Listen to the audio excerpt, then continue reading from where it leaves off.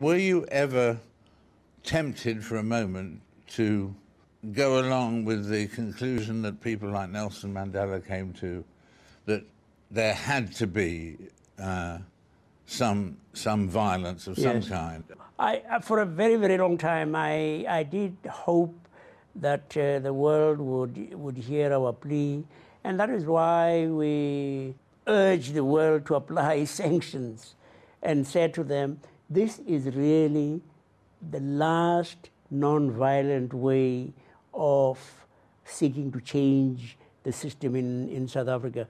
And of course, as you know, I mean, Mrs. Thatcher, as she then was, Ronald Reagan in America were dead set against sanctions.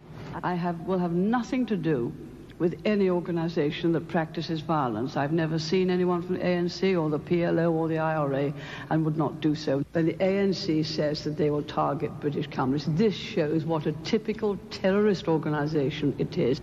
And it was very, very largely because of the anti-apartheid movement. In America, it was particularly young people, students at universities and colleges who helped to change the moral climate.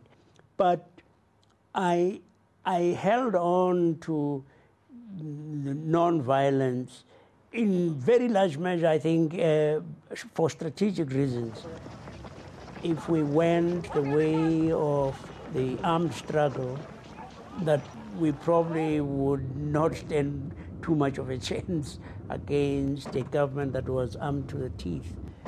I did get to the point of saying, I am not a pacifist, because, I mean, I would say I couldn't want to sit by, say, whilst Hitler was throwing children into gas chambers, but that I was a peace lover and a peace advocate, that I recognized that there might come a time when you would have to say that non-violent means we're no longer viable.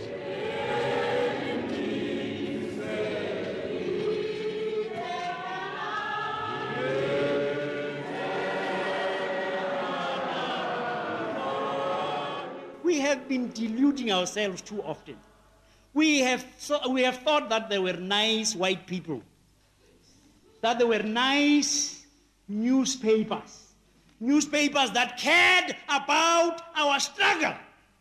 For our struggle, why our struggle is going to succeed, is not just because of numbers.